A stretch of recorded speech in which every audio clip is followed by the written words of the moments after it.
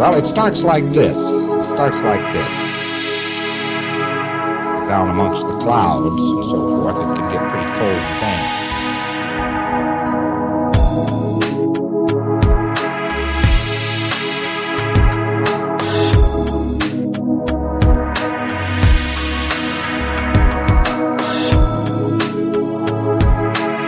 You'd be surprised how warm space is.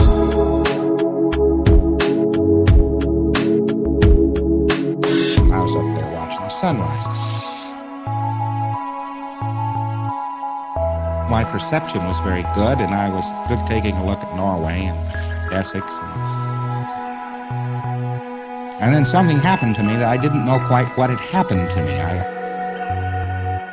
I had a feeling like I might possibly go into the sun. Good evening, and welcome to test number 2, which qualifies as episode 0.5, as I didn't expect to have to do a second test for Lolocaust in your lug holes. We're now rocking a new microphone and a new set of headphones, and hopefully we won't have quite the issue with noise that we had before.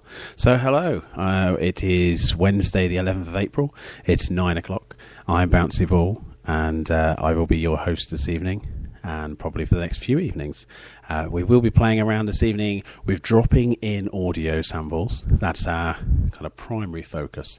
And to keep that strung together, to keep that all working, I'm also going to discuss with you the origins of the Lolocaust itself, because I did get a nice message last week when we did the show, saying that I was a bit light on the information about the website.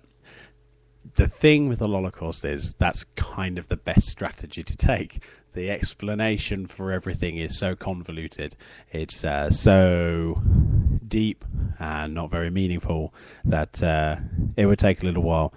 And I have a little while, and hopefully you have a little while to listen. So it started years and years ago, about a decade ago, on the forum on the personal website of Dave the Games Animal Perry, that bandana-wearing, Mario 64 cursing personality of gaming TV in the 90s.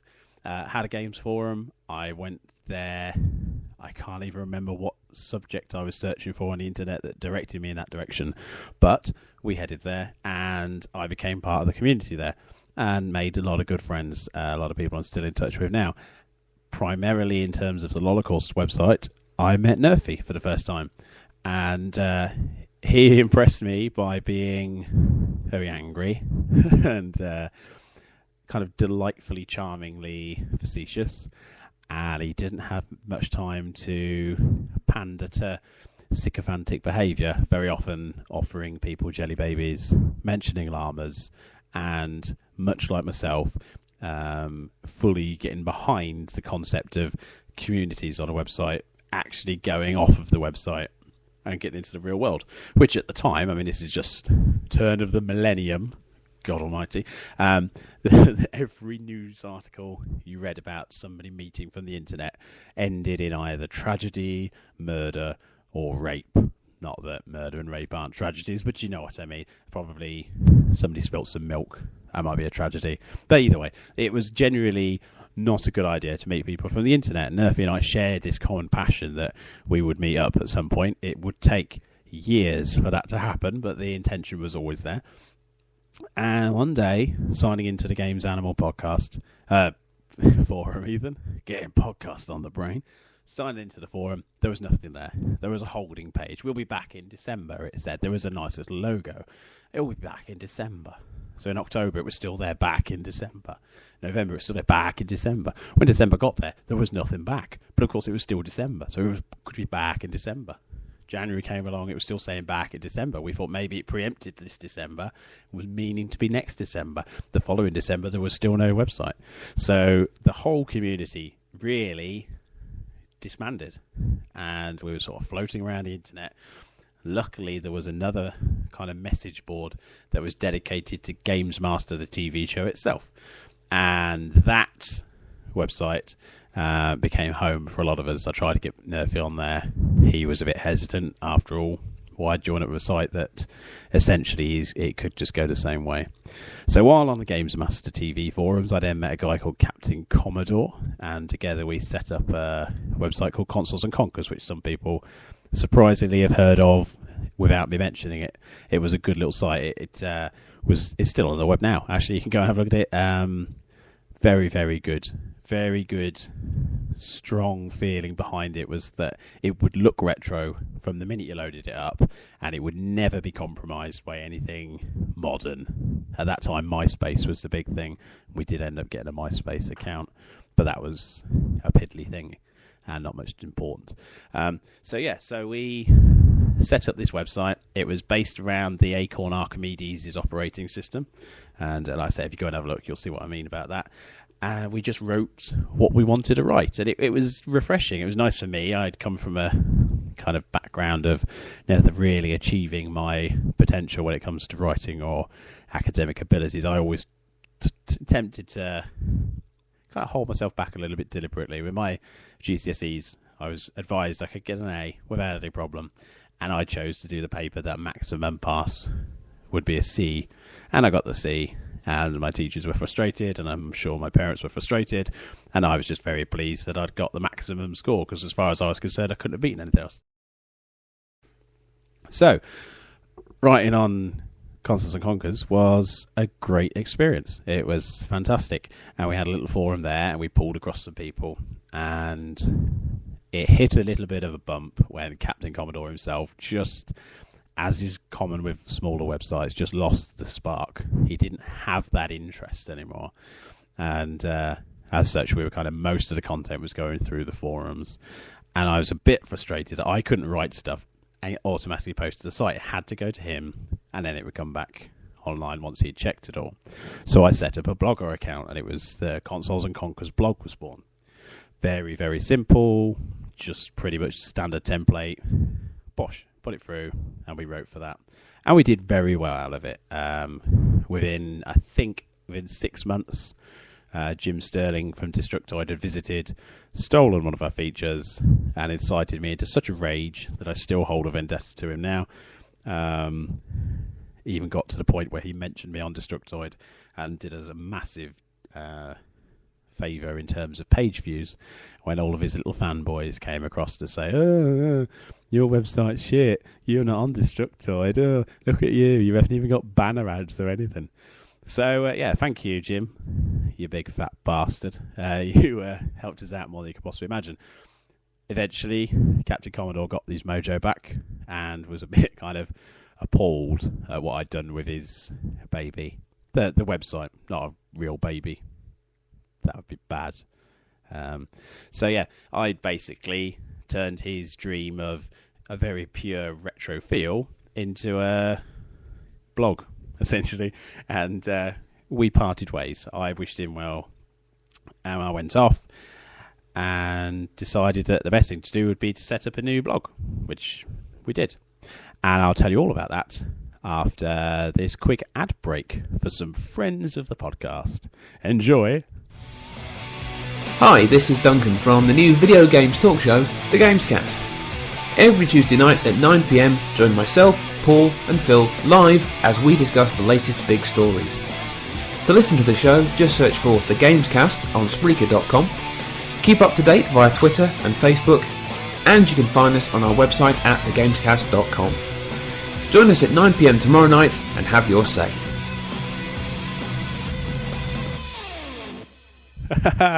Yeah, they might need to do a new advert for that, specifically for this show, because it's not tomorrow night.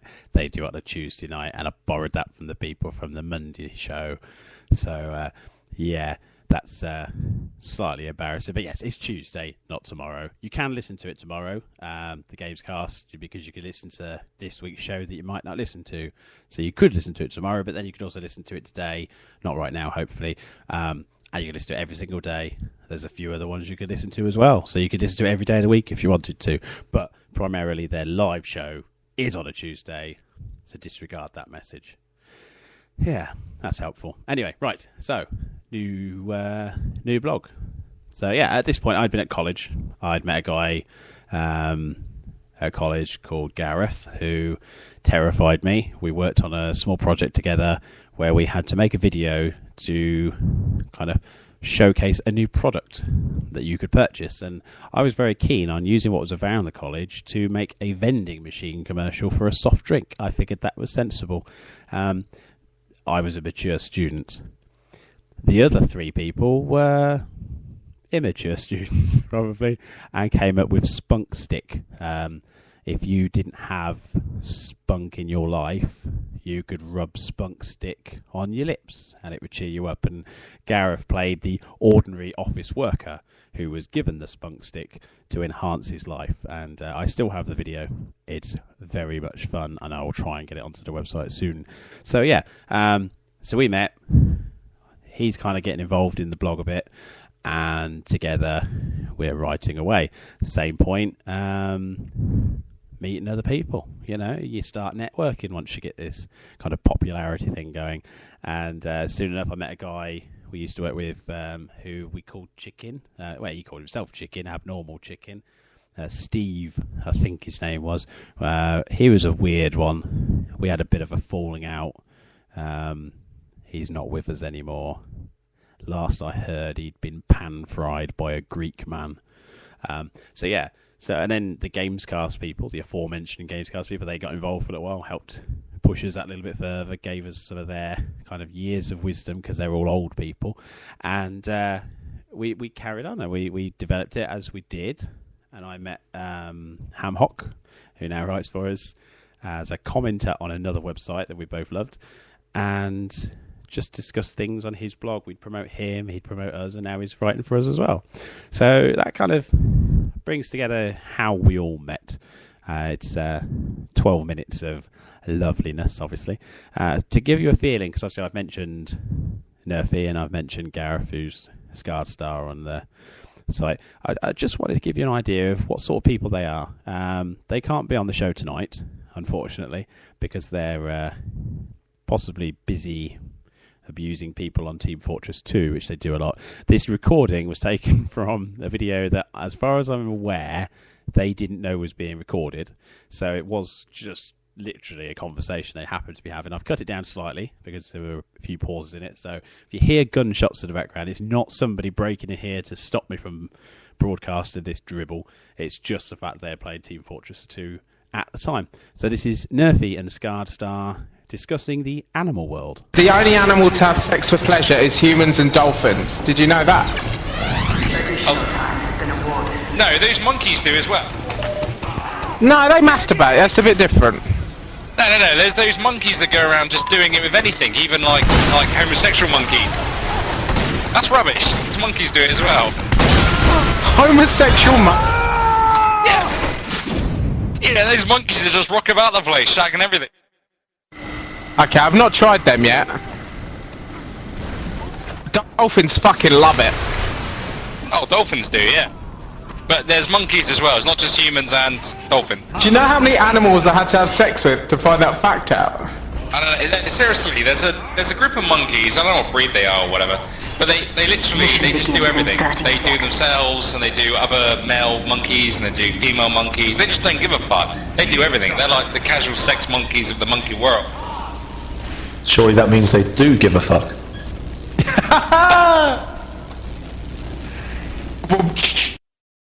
So yeah, so there you go. That kind of introduces you to those two. You may hear them on the show, hopefully, in the near future. Gareth does live quite near, so hopefully I'll get him in. It's just whether I want to unleash him live alongside me, because I don't know what he'd do. Nerfy's definitely going to be getting involved as well, so let's just say it's got interesting times ahead. So the Lolocaust, we now do relatively well. Our hits are pretty solid, pretty strong. We've got a bit of a reputation, not a massive one, but enough to trade off of if we want some freebies at a trade event. Apparently everybody gets those freebies, but we don't believe that. It's just because we're awesome. So yeah, I've done Eurogamer with Hamhock. That was proper work. And I went to the seaside with Gareth and Nerfy to look at some arcade machines involving the NHS, which was also work. I did write a post about it. The chips were too expensive, though. So the plans for the future now are we will do this weekly thing as long as you keep wanting to listen to it. We won't be doing it for a straight run. The plan is to do possibly a set of 8. Then we'll take a few weeks off, assess how we went, see if it's working, what's not working, and then we'll come back. So it'll be like Series 1, Series 2, and so forth. Your input is key to this. It is so important to us that you talk to us, we talk to you, because I'm talking to you, and some of you are talking to me. I've got 2 people on the chat now. I've got Stuart from Monday Movie Show and Paul Sunter, who's Looney from the Gamescast, getting in there, having a good old chat. Looney's mentioned felching, which is, when you're trying to concentrate on something, that's the first thing you want to be reading. And it's a blessing. It's a real blessing to know these people are here. I've got Twitter's going nuts. I've got the chat going nuts. I had a lot of real nice compliments after the last show. I know we have some technical issues. I know I'm having some tonight as well. But it's these tests. We'll hopefully hammer those out. We'll get them all out of the way. We'll be able to do the show as rough as it should be. It shouldn't be perfect. It should, if we were polished, if we were right up... Oh, polished. I'm thinking of chicken again. Little in-joke there. He liked to masturbate with furniture polish. I don't know why. He just did. He came out of it. He'd sprayed it on his tip. It gave him a nice sensation. And he said, egg-sation. He's a chicken. Possibly did. Anyway, so yeah. If we were polished, if we were like professional, like the production values were great, it really wouldn't be what the Lolocaust is all about. We just write because we enjoy writing, and I'm doing this because I enjoy doing this, and I hope you enjoy me doing this. I got one more thing to say to you before I go this evening. I have done a longer show than I thought I was going to be doing, so I'll just play an advert now for the Monday Movie Show, which, just in case the name doesn't give you a clue, it is going to be on a Monday. I'm sure it doesn't say watch it yesterday. I'm sure it will say, and that would be because it would be played. Anyway, it's the Monday Movie Show advert. Enjoy. Do you like films? Then tune in to the Monday Movie Show live on Spreaker.com every Monday at 7:30. Each week, your hosts Stuart and Andy review the latest cinema and home releases, as well as going over the latest movie news and the box office / Blu-ray and DVD top 10. For more information, visit the site www.mondaymovieshow.co.uk or follow us on Twitter at Monday Movie Show. And don't forget to download the podcast on iTunes. Just search for the Monday Movie Show. Yeah, do that. Do get in there and search for Monday Movie Show. They really do appreciate you listening in on that. They're trying to do something great.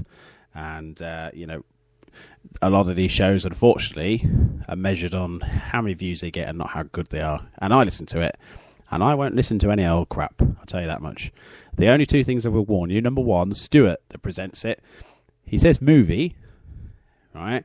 But because he's from up there, up north, he's got that disabled mouth thing that some northerners have, and he can't say film properly. He says film instead of film, so that's why it's the movie show, And so we love Stuart, and we love the fact that he says film, although he makes a concerted effort to say film when he's talking in earshot of me. But you listen out and you spot that film, and you'll probably win a Lolocaust pin badge if you email me, and I can verify it.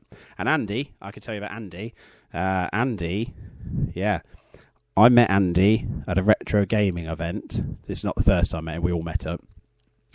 And I was doing a Donkey Kong impression where Mario gets the hammer and I hit him on the knee. And he told me that it had been a bad knee and made me feel bad about that. And I think he threw chips in somebody's drink as well. So that's the kind of people you're up against with a movie show. A lad that can't say film, and somebody with a dodgy knee that likes to throw chips in people's drinks. What more do you want from a film show? Mark Kermode, I bet he don't throw chips in people's drinks. He likes The Exorcist, loves The Exorcist, thinks The Exorcist is the best thing ever. It's not.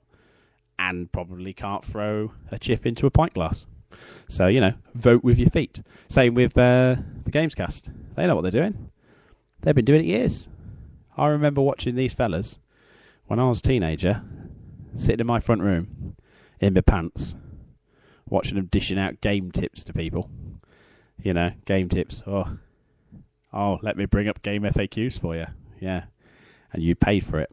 It was brilliant. It was a proper money-making scam there. A swindle, but lovely gentlemen they are.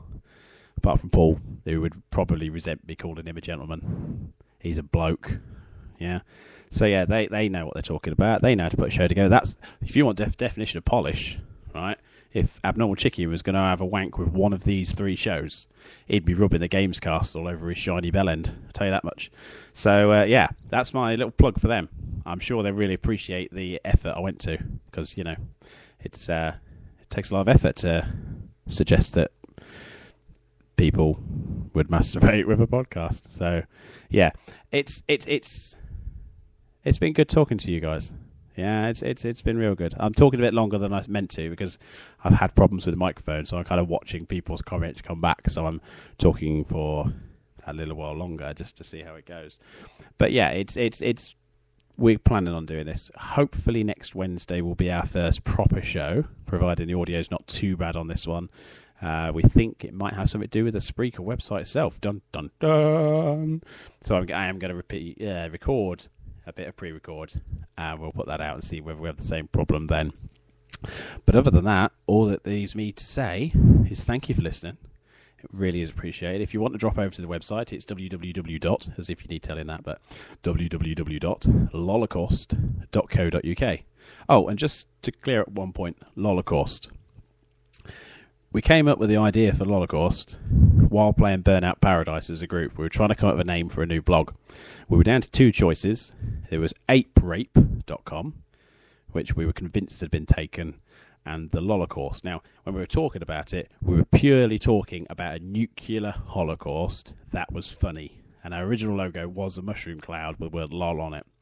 Over the time, when we got rid of that mushroom cloud kind of iconography, some people assumed that we were making light of the kind of genocidal holocaust of the World War II era. We're not at all. That's not something we would touch. All right? Nuclear holocaust. Not that I'm saying what happened to the Japanese at the end of World War II was acceptable either. Just that nuclear holocaust is something we can be afraid of happening more than be ashamed of what has happened. So that's why it's funnier. Because everybody loves a mutant. And nobody loves the SS guards. Yeah. Probably shouldn't have gone into that as much as I did. But yes, there you go. So it's lolocaust.co.uk. That's the website that we run from. And if you want to follow me on Twitter, it's @BouncyBall. That's BouncyBall as in a toy you'd throw with an H after the second B. Just to stop people stalking me if they just hear it out loud. It's quite a clever strategy. So with that, we pass the 23 minutes mark. If you've made it this long, you're a better man than I. And I will leave you with a little bit of the music that I started with. It'll run for a bit longer. It's just you can cut off if you want. It's longer than it should be, but I quite like listening to it myself. So good night to you all. Thank you for listening, and I will see you all next time. Cheers. Goodbye.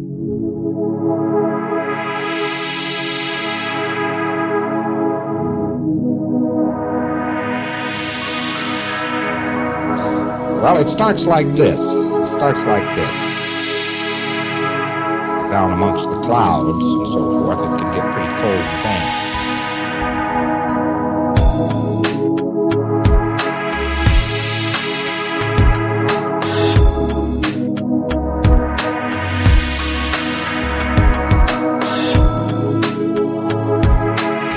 You'd be surprised how warm space is.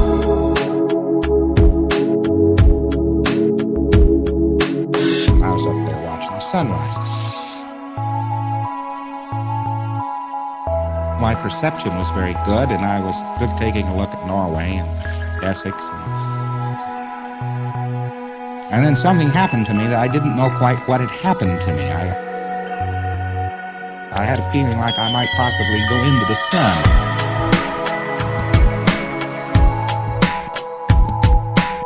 But that awed me.